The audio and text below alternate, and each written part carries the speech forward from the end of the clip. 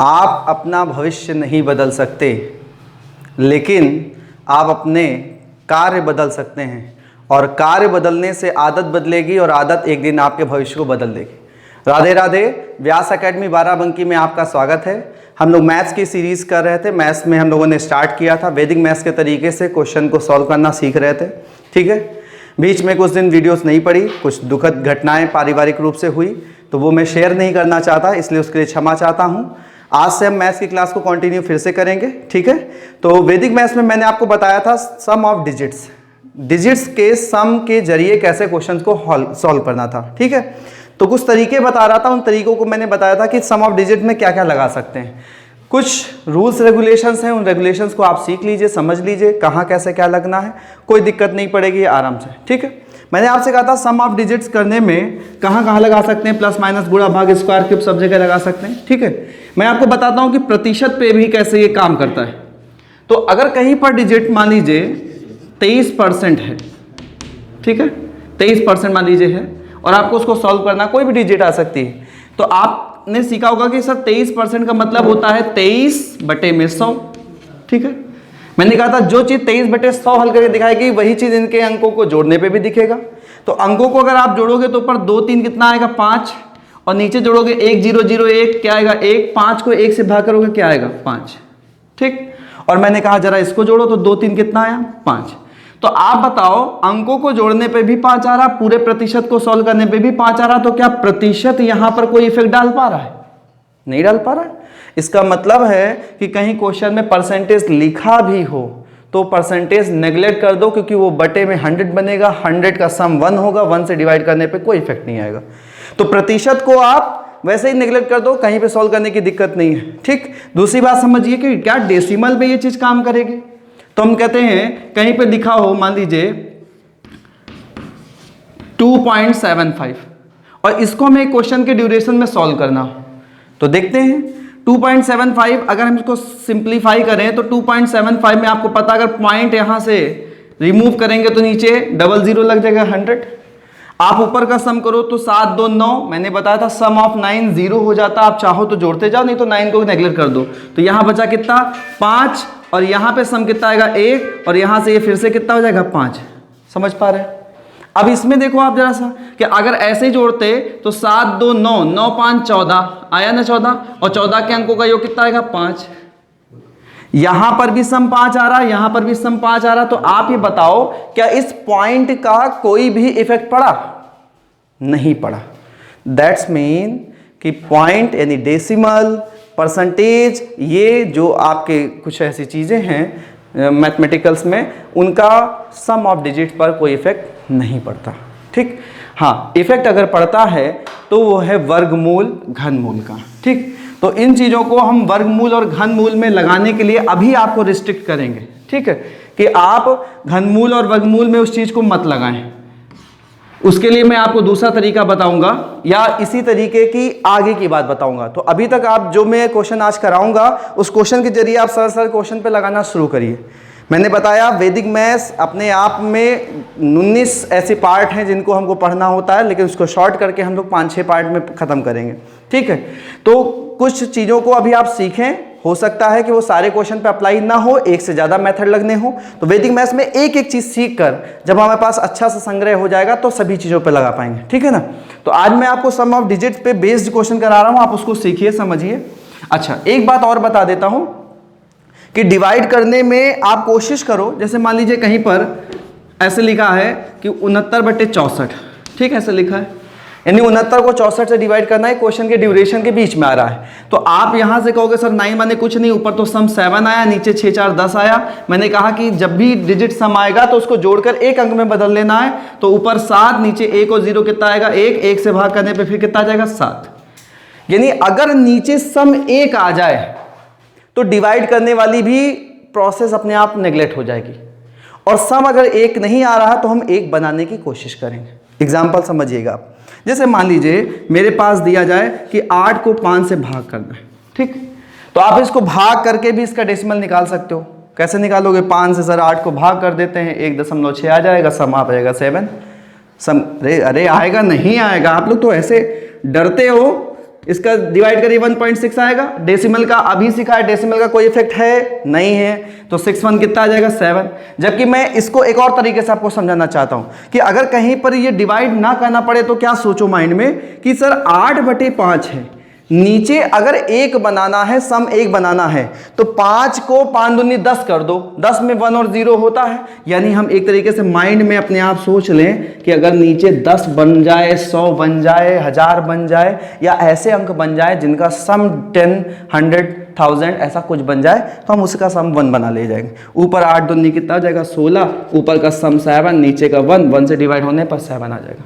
ठीक, तो डिवाइड में नीचे कौन कौन से नंबर क्या होने चाहिए वो मैं आपको बता दे रहा हूं, उस पर आप क्या मल्टीप्लाई कर सकते हो। जैसे इसमें 5 आया था तो मैंने 5 को किससे मल्टीप्लाई किया था, 2 से। ठीक है, ठीक इसी प्रकार भाई अगर किसी के तो 1 में कोई जरूरत नहीं है मल्टीप्लाई करने की। ठीक है, तो देखो अगर ऊपर 2 नीचे डिवाइड करने पे नीचे 2 आ रहा है, तो 2 को 10 बनाना है, आप क्या कर सकते हो 5 से मल्टीप्लाई। दैट मीन्स अगर 2 आए तो उसमें 5 से मल्टीप्लाई कर दो, 5 आए तो उसमें किससे मल्टीप्लाई कर दो 2 से। ठीक है, बन जाएगा 10। अगर 4 आए तो उसमें मल्टीप्लाई 7 से कर दो। कैसे, 4 7 जा 7 चौक 28, 28 के अंकों का योग 10 और 10 के अंकों का योग 1। दिख रहा कि नहीं। तो अगर 4 आ जाए तो उसमें 7 मल्टीप्लाई कर देते हैं, अगर 7 आ जाए तो उसमें क्या मल्टीप्लाई कर देते हैं 4 कर देते हैं। ठीक, 5 का तो हो ही गया है। उसके बाद अगर 8 आ जाए तो उसमें भैया आप 8 से ही मल्टीप्लाई कर देना। 8 आ जाए तो 8 से ही मल्टीप्लाई कर देना। 8 हटाई कितना हो जाता है 64, 64 के अंकों का योग कितना हो जाता है 10, 10 के अंकों का योग कितना हो जाता है 1। यानी ये कुछ बेसिक सी चीज़ें हैं कि अगर डिवाइड भी हो तो डिवाइड में कैसे आप कॉन्सेप्ट को क्लियर कर सकते हैं। हाँ, मैं रिस्ट्रिक्ट कर रहा हूँ, यहाँ पे 2-3 नंबर मैंने नहीं बताया है। अगर 3, 6 और 9 आ जाए तो देखो 3, 6 और 9, 9 मैंने बताया था 9 ऐसा नंबर है जिसका सम ऑफ डिजिट 0 होता है। अगर कहीं नीचे 0 बन जाएगा तो इन्फिनिटी पहुंच जाएगा आंसर, और इन्फिनिटी बनने नहीं देना है। ठीक, तो अगर कभी 3, 6, 9 या इसका मल्टीपल दिख रहा हो तो कोशिश करा करिए 3 से डिवाइड कर लीजिए। ठीक, 3, 6, 9 होने पर आप डिवाइड करे लें, बाकी में डिवाइड करने की आवश्यकता नहीं पड़ेगी आपको। ठीक है, इसी में आप डिवाइड कर लो और कहीं नहीं। तो चलिए क्वेश्चन की सीरीज स्टार्ट करते हैं और आराम से क्वेश्चन करना सीखते हैं। ठीक है, तो पहला क्वेश्चन हम स्क्रीन पे लेने वाले हैं। हाँ भाई, तो सॉल्यूशन के लिए कुछ क्वेश्चंस ले लेते हैं। ये सारे एग्जाम्स के मैंने क्वेश्चन उठाए हैं। जैसे पहला बैंकिंग का क्वेश्चन है, 2016 का आया हुआ है। इसके बाद ये क्वेश्चंस, ये सारे एग्जाम्स के क्वेश्चन हैं। तो अप्लाई करना सीखते हैं कैसे सम ऑफ डिजिट। जैसे इस क्वेश्चन को आपको सॉल्व करना है, या तो इसमें अलजेब्रा आप लगा सकते हो। अलजेब्रा लगाने के लिए आपको क्या करना पड़ेगा, a² - b², a + b, a - b, कुछ मल्टीप्लाई होगा, पहले दिमाग लगा लेना। 998 + 997 करना पड़ेगा, और उसको फिर उसके माइनस से सब मल्टीप्लाई, -45, नीचे का सोल्यूशन। एक अपने आप कैलकुलेशन कर लो, 10 सेकेंड मिनिमम से मिनिमम आपको लेना पड़ेगा। जबकि सम ऑफ डिजिट कहता है कि 2 सेकंड्स में, 3 सेकंड्स में आप क्वेश्चन सॉल्व कर सकते हो। कैसे, आप देखो, मैंने कहा था कि सम ऑफ डिजिट्स में 9 को जोड़ो या ना जोड़ो इफेक्ट नहीं पड़ता। एक ट्रायल दिखा रहा हूं। जैसे 9 को 9 से जोड़ोगे 9 9 18, 18 में 8 जोड़ोगे कितना आएगा 26, और 26 के अंकों का योग कितना आएगा 8, यानी एक डिजिट 8 बनी। समझ पा रहे हैं। तो अगर इसको 8 है, मैंने कहा 9 जोड़ो चाहे ना जोड़ो, अगर ये 9 ना जोड़े तो भी तो 8 लिखा है, लिखा कि नहीं लिखा है। ऐसे इसको ना जोड़े तब भी तो क्या लिखा है 7 लिखा है, यानी 9 का कोई इफेक्ट नहीं पड़ा है। और ये 5 4 कितना है 9, 9 माने कुछ नहीं होता। ये भी 9 कुछ नहीं है, ये भी 9 कुछ नहीं। ऊपर लिखा 8 का स्क्वायर - 7 का स्क्वायर, नीचे लिखा 8 का स्क्वायर - 7 का स्क्वायर। बताइए a - b बटे a - b, अगर कहीं ऐसे लिखा है 8 का स्क्वायर - 7 का स्क्वायर और अपॉन में 8 का स्क्वायर - 7 का स्क्वायर, तो क्या हल करने की आवश्यकता है, ऊपर नीचे सेम है, कट कर कितना आएगा 1, यानी क्वेश्चन का जो वैल्यू होगा वो 1 होगा। तो इसका जो आंसर होगा उसकी भी वैल्यू 1 होनी चाहिए। 4 ऑप्शन जो एग्जाम में आए हैं वो लिखे आपके सामने, आप चेक कर लो। 9 माने 0 है तो 5 और 1 6, क्या 6 आंसर है, नहीं है। 9 कट कर दीजिए, 5 और 1 6, नहीं है। 9 कट दीजिए 5, नहीं है। 0 और 1 10, यानी 10 और 1 और 0 10 हुआ, और अंकों का योग कितना हुआ 1 लाने के लिए इसका आंसर क्या हो जाएगा 1। समझाने के लिए मैंने आपके लिए 10 सेकंड लिया, अदरवाइज आप करने लगोगे फट होने लगेगा। आराम से आप करो, कोई दिक्कत नहीं। इसके अंकों का योग 5, इसके अंकों का योग 2, 5 और 2 7, ये 7 लिखा हुआ है। ठीक, ये कितना दिया, 3 2 5, और ये देखो कितना दिखा 4। अगर ऐसे जोड़ोगे तो 0 मल्टीप्लाई करना पड़ेगा। 5 चौको 20, 7 140, 140 के अंकों का योग अगर आप देखो तो 5 आता है। ठीक, इसमें से जिसका 5 होगा वो आंसर आएगा। 9 को कट करिए, 2 और 2 4, नहीं होगा। 4 और 1 5, ये एक आंसर है। और चेक कर लेते हैं, 8 1 9 काट दीजिए, 4 2 6, यहाँ पे देखिए 8 1 9 काट दीजिए, यहाँ आया 6 6 6 4, ये नहीं हो सकता। आंसर क्या आना चाहिए, 5, और 5 सिर्फ कहाँ से आ रहा है, यहाँ से, ये इसका आंसर होगा। ठीक, यहाँ चेक करिए, क्वेश्चन में दिया है पहले इसको सम करो, ऐसा कौन सा नंबर फिल करो जिसको मल्टीप्लाई करने पर ये दोनों इक्वल होने चाहिए। अब आप क्या करोगे भाई, ये और ये जोड़ोगे, मल्टीप्लाई में इधर डिवाइड करोगे, 40 से डिवाइड, इमेजिनेशन कर लो, आंसर सारे पॉइंट्स में है, देख लीजिए आप, इतना इजी कैलकुलेशन नहीं दिया है। तो हम लोग क्या करेंगे, सम ऑफ डिजिट्स लगा के देख लेंगे। 8 6 14 2 16 और 16 4 20, 20 के अंकों का योग बताइए कितना होता है, 2। 8 7 15 6 21 4 25, 25 के अंकों का कितना होता है, 7, यानी 7 और 2 9, 9 माने क्या होता है, 0, अर्थात चाहे 9 लिखो और चाहे 0 लिखो, 9 माने 0 मैंने सिखा रखा हुआ है। तो आप बताओ कि इस तरफ के पोर्शन का आंसर 0 आ रहा है, इधर ऐसा नंबर फिल करो जिसको 4 से गुणा कर देने पर वो 0 बना दे। ठीक, तो 0 बनाने के लिए आपके दिमाग में बिल्कुल आना चाहिए सर 0 बनता है या 3 9 का मल्टीपल होना चाहिए, सीधा सीधा। तो चेक करते हैं कौन सा 9 का मल्टीपल है। यहां देखते हैं भाई 6 3 9, ये तो 0 हो गया। 7 4 11, 11 के अंकों का 2, 2 को 4 से गुणा करने पे 8 बनेगा, 0 नहीं बनेगा। यहां देखते हैं 5 3 8 2 10, 10 के अंकों का 1, 1 को 4 से गुणा करने पे 4 बनेगा। यहां देखते हैं 6 3 9, 4 3 7, 7 को 4 से गुणा करने पे 7 चौक 28, और यहां 28 माने 10, 10 28 माने 10, अंकों का योग कितना हो जाएगा, 10, 10 माने कितना आएगा, 1 आएगा। यहां देखते हैं 6 3 9, 7 2 9, 9 को 4 से गुणा कर दीजिए, 9 माने 0, 0 को 4 से गुणा कर दीजिए, क्या आ जाएगा, 0। दैट मीन्स इसका आंसर ये। समझ पा रहे हैं, एक परसेंटेज को भी लेकर हमने सॉल्व करना दिखाया। क्वेश्चंस में लगातार आपको कराता रहूंगा, आप देखते रहिएगा। जैसे यहां करना है 6 4 10, अंकों का योग कितना आया, 1 आया। का माने आप जानते हैं, गुणा करना है। 150 का परसेंटेज, बताइए परसेंटेज अभी बताया था थोड़ी देर पहले, क्या इसका कोई इफेक्ट है, नहीं है। तो ये 5 और 1 कितना आ जाएगा, 6 आ जाएगा। यहाँ लिखा 40 यानी 4, 6 का नम 6 4 10, यानी इधर के अंकों का योग 10 यानी 1 आप मान सकते हो, 10 यानी 1। ठीक, इधर क्या फिल करें का 120% में 160 जोड़ना है। तो आप ये देखो, ये कितना लिखा है, 6 1 7 लिखा है, ये कितना लिखा है, 3 लिखा है। ठीक, प्लस करना है। तो हम अभी आपके सामने वैल्यू पुट करके दिखा देते हैं। इसके अंकों का योग कितना है, 3। अगर 3 रखोगे, 3 त्रिक का 9, ये तो 0 हो गया, और प्लस 7, तो ये 7 7 बराबर होना चाहिए, बट यहाँ 1 है और वहाँ 7 है, नहीं हो पाएगा। यहाँ देखिएगा 4 रखेंगे तो आएगा 4 3 12 के अंकों का योग 3, 3 और 7 10, 10 यानी उसका आंसर कितना आ जाएगा, 1। अब इधर देखिए जरा सा, अगर ये रखते हैं 600 रखते हैं तो 6 3 18 यानी 0, तो ये आ जाएगा 7। यहाँ रखते हैं 7 7 3 21, 21 और 7 28, अंकों का योग कितना आ जाएगा, 28। तो इसका आंसर कौन सा हो जाएगा, 700। ठीक, अगर यहाँ 7 रखेंगे, 7 3 21, 21 में 7 जोड़ेंगे कितना आएगा, 28, अंकों का योग कितना आया, 2 और 8 10, अंकों का योग कितना आया, 1। इधर का भी 1, इधर का भी 1, आंसर कितना आ जाएगा, इक्वल आ जाएगा। ठीक, तो और क्वेश्चन लेते हैं और उसके बाद सारे क्वेश्चन पे आप इसको ट्राई करते हैं। हाँ भाई, तो देखो ये सारे क्वेश्चन मैंने फिर से उठा लिए एग्जाम के। इसमें ज्यादातर इस बार एसएससी के एग्जाम्स के क्वेश्चन ले लिया हूं। ठीक है, एसएससी में एग्जाम्स में आए हुए क्वेश्चंस को आप कराता हूं। बिल्कुल सेम पैटर्न, अभी आपने परसेंटेज लगाया था तो परसेंटेज के आगे का ही हिस्सा करा रहा हूं। जैसे लिखा है 4.4 इंटू 40%, परसेंट माने कुछ नहीं पहले बताया था, डेसिमल माने कुछ नहीं पहले बताया था। ये बताओ 5 4 कितना होता है, 9। 9 के अंकों जब भी कहीं 9 सम होता है तो उसका इफेक्ट 0 आता है, इसका मतलब ये कुछ है ही नहीं, ये तो 0 है। समझ पा रहे हैं। 2/3 का डैश परसेंट, मैं डैश को हटा देता हूं, यहां कोई एक नंबर फिल करना है इसमें में से, तो LHS में इधर आ जाएगा। उधर का देखते हैं 10 का 20%, 10 के अंकों का 1 और 20 के अंकों का 2, 2 का 1 से गुणा 2, यानी इधर की तरफ 2 है, तो ऐसा कौन सा नंबर धरा जाए जिससे कि इधर भी 2 आए। 2 तो लिखा है, ये 3 दिक्कत कर रहा है, तो ऐसा कोई नंबर हो जो 3 से हट जाए। जैसे अगर मैं यहाँ पे 40 लिखता तो 40 कटता ही नहीं, इसका मतलब ऑप्शन नहीं। 30 लिख के देखो, अगर 30 लिखोगे 3 से, मैंने कहा था 3 6 9 में डिवाइड कर देना आप आराम से, तो जैसे ही 3 देखोगे ये कितना आ जाएगा 10, 2 और 1 का गुना यहाँ भी 2 आ जाएगा, यानी इस दोनों तरफ बराबर, इसका आंसर कितना आ जाएगा 30 आ जाएगा। ठीक, परसेंटेज डेसिमल का कोई मतलब नहीं।